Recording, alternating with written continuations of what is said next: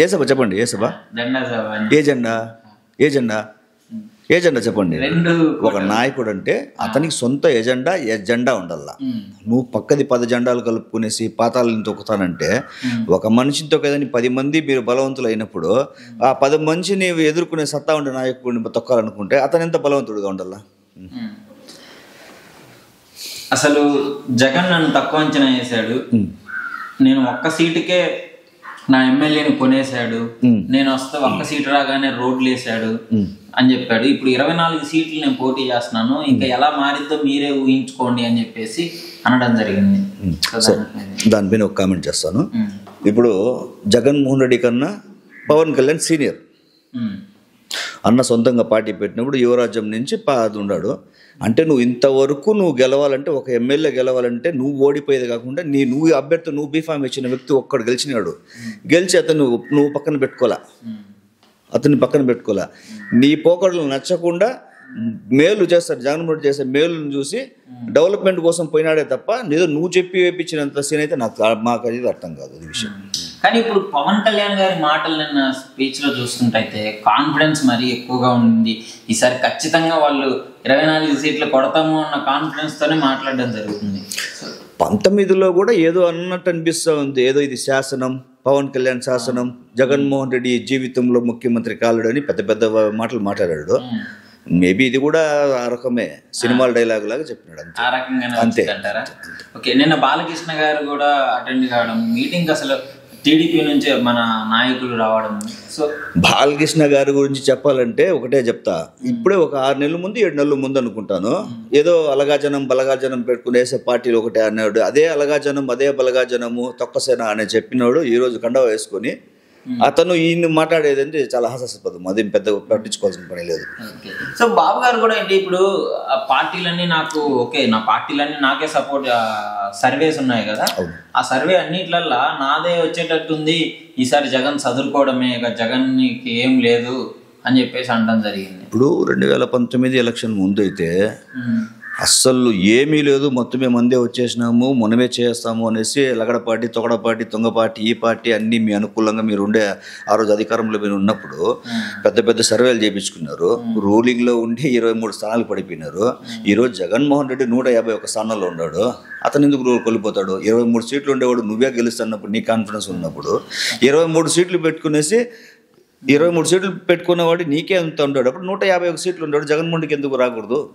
Okay, so 24 సీట్లు అనే విషయానికి వస్తే 24 అంటే దాని అర్థానికి కొన్ని పురాణాల్లో ఉన్న వాటిని కల్పించుకుంటూ ఇది మా అందుకే 24 తీసుకున్నాము రెడీ గుండు అని చెప్పేసి. అంటే 24 తీసుకున్నా సరే 3 పెళ్ళిళ్ళు అయినేసి 3 ఎంపీలు తీసుకున్నావు ఎట్లా?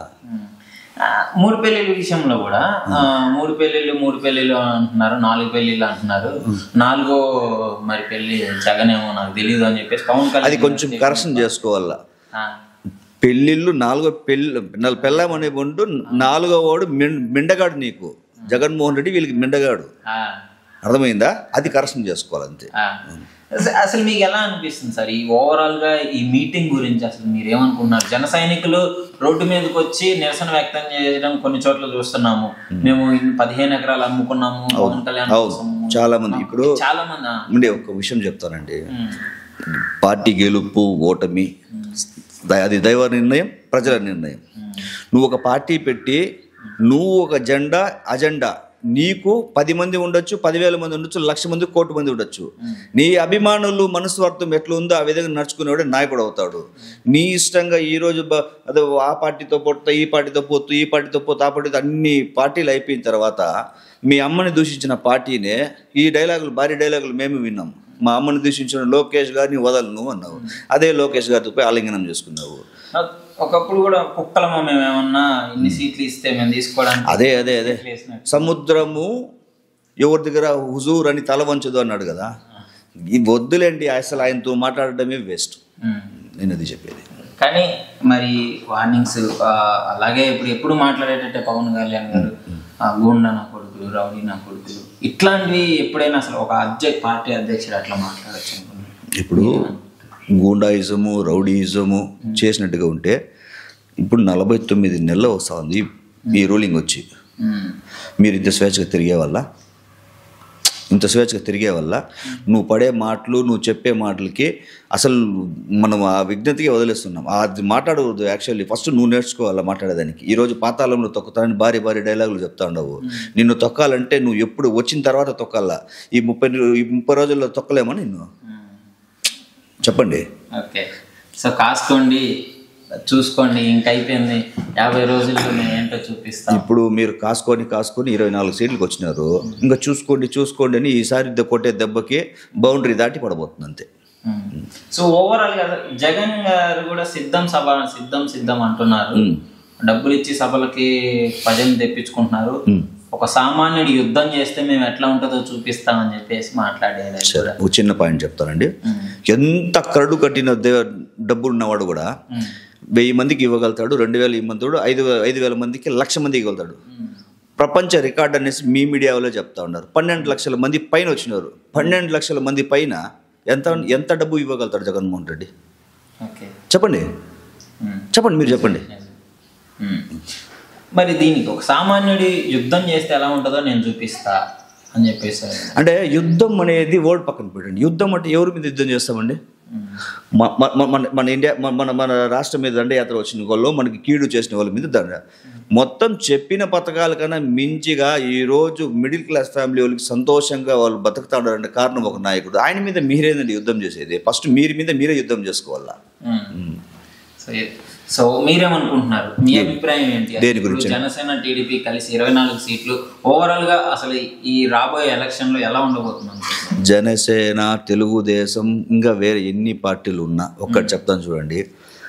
జగన్మోహన్ రెడ్డి ఎప్పుడైతే ఒక మాట అన్నాడో ఆ రోజు ఆయన గెలిచినట్టే. మా దృష్టిలో ఏ విధంగా చెప్పాడు? నేను మంచి చేస్తే నాకు ఓటేయండి, లేకపోతే వద్దు అంటాడు. అంతే కదా.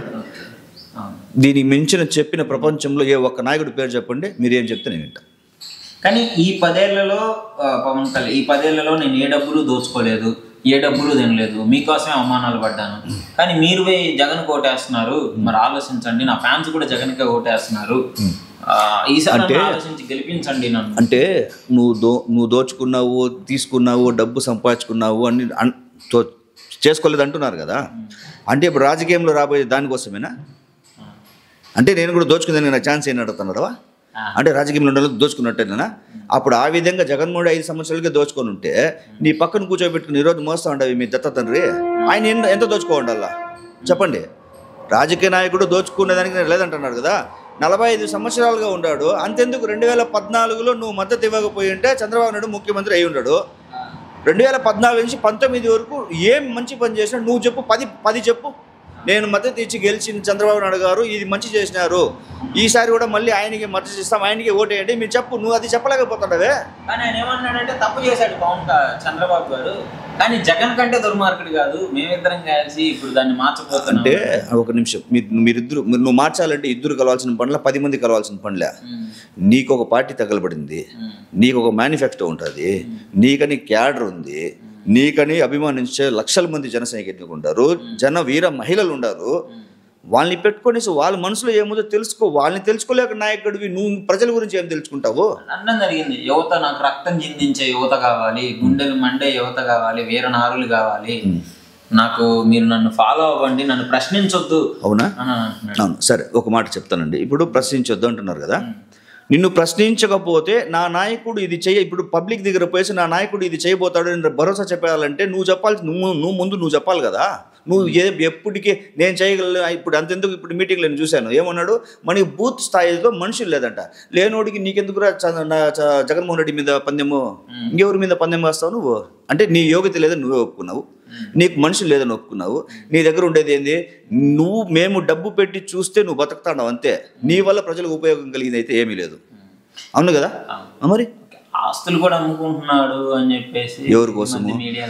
అదే అమ్మేది ఏదో కరోనా టైంలో అమ్మేది. సోను సూద్ పోయి కాలు పట్టుకోమని చెప్పండి. మనకి సంబంధం లేదు. సోను సూద్ మనకి విలన్గా తెలుసు, కానీ రియల్ హీరో అట్లాంటి వాళ్ళకి మనం చేతి ముక్కాల. అంటే మంచి బాగుండేటప్పుడు వచ్చి మాట్లాడేవాడు కాదండి. మనం చెడిపోయినప్పుడు వచ్చి మనతో మాట్లాడుతూ చూడండి, అతనే గ్రేట్. ఆ విషయంలో నీలాగా సినిమా హీరోనే కదా సోను సూద్. ఎంత సర్వీస్ చేశారండి. అప్పుడే మీది ఆస్తులు, అప్పుడు లేవని నీకు ఆస్తులు. ఇంకా ఫామ్లో ఉన్నారు కదా మీరు.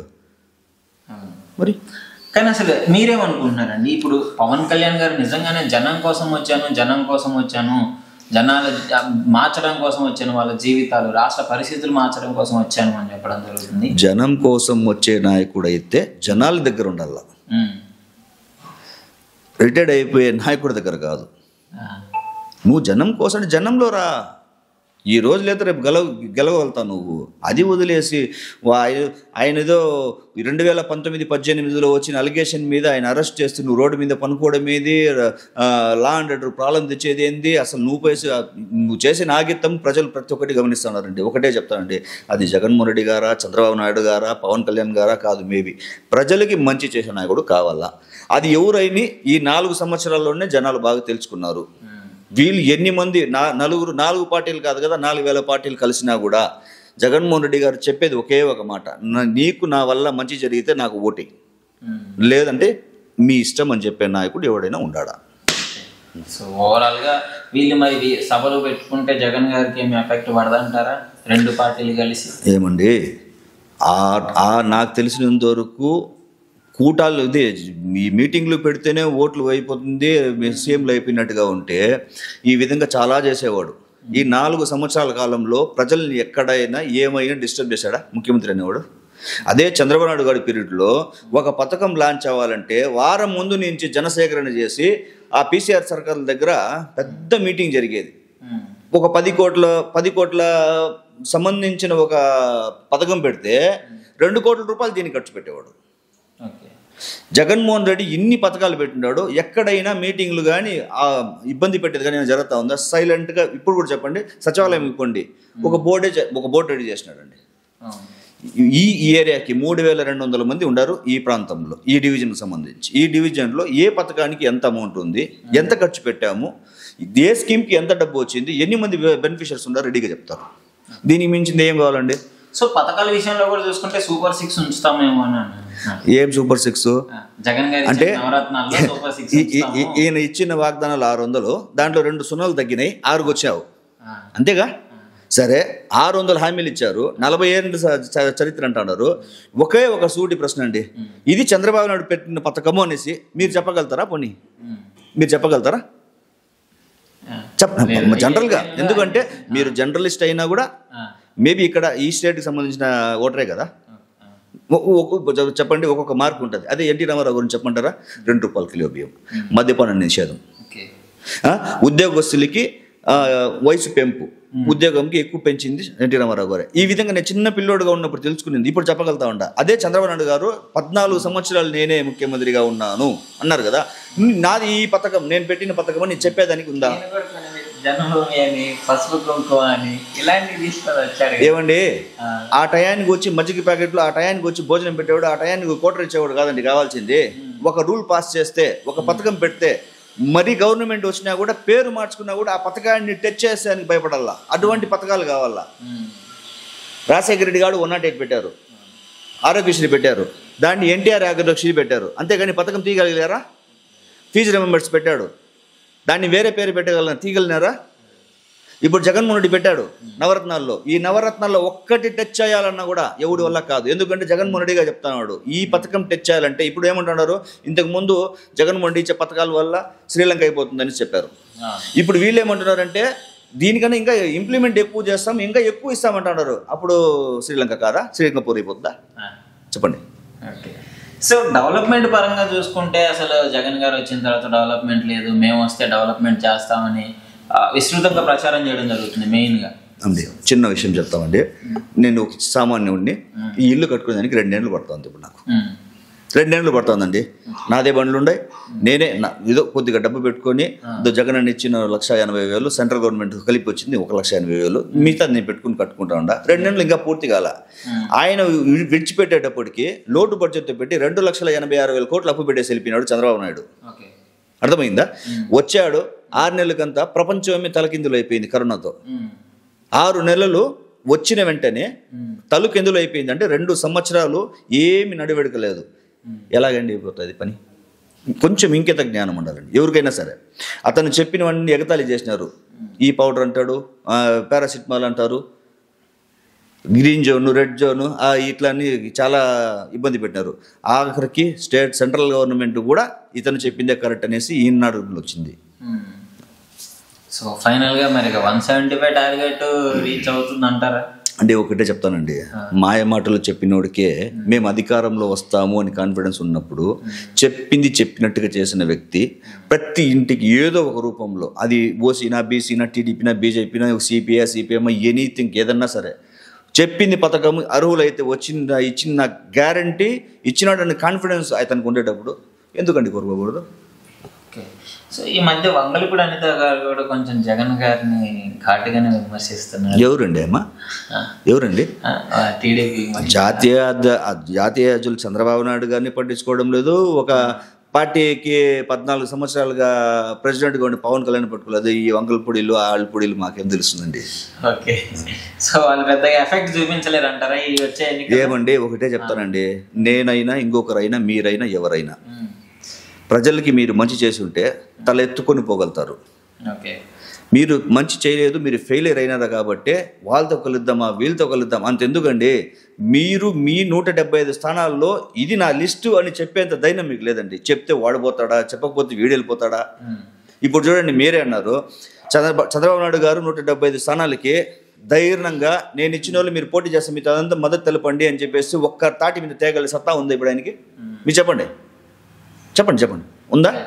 అదే పవన్ కళ్యాణ్ గారు ఏమంటున్నాడు, జగన్ రెడ్డి ఏమి చేసినా అతని వెనకాల వాళ్ళ జనాలు ఉండారు, ఏమి ప్రశ్నించరు, నన్ను మీరు ప్రశ్నించకుండా నేనేం చెప్తే అది చేయిందంటే నువ్వు చేసేవన్నీ తప్పులని నీకే తెలుసు, నీకు ఒక బూత్లో కూడా బలం లేదని నీకే తెలుసు. తెలిసినప్పుడు నీకనేసి ఉండే పాపం 2000 మంది 3000 మంది ఒక నియోజకవర్గంలో నీకనే అభిమానులు ఉండరు. వాళ్ళంతా నువ్వు మోసం చేసినట్టే కదా? చెప్పండి, మోసం చేసినట్టే కాదా? సో ఇంకా ఫైనల్ గా జగన్ గారికి ఓటు అయితే వేయొద్దు, ఆయన దించేద్దాం, అదే మన మొదటి లక్ష్యము. నన్ను గెలిపించకుండా గెలిచిన పర్వాలేదు అన్నట్టు మాట్లాడుతున్నాను. ఆయన గెలిచిన గెలవకైనా కానీ జగన్ గారిని అయితే గెలిపించొద్దు అనే విధంగా ఫైనల్ గా చెప్పండి. ఈ మాటకి పవన్ కళ్యాణ్ గారిని నేను మెచ్చుకుంటాను. నువ్వైతే గెలవని నువ్వే ఒప్పుకునేసినావు. రెండోది వచ్చి జగన్కి ఓటైతేని అడుక్కుంటాడు, అంతే కదా? నువ్వు అడుక్కున్నంత మాత్రాన, నువ్వు అడ్డుపడినంత మాత్రాన సూర్యకాంత్ని ఎవరు ఆపలేరు. ఒక ఓపెన్గా చెప్తా ఉండా, ఓటర్ అనేవాడు వాళ్ళకి ఇచ్చిండే రాజ్యాంగంలో ఆయనకు రైట్స్, ఎవడు మంచి చేస్తే వాళ్ళ వెనకాలే ప్రజలు ఉంటారనేసి నా యొక్క నమ్మకం.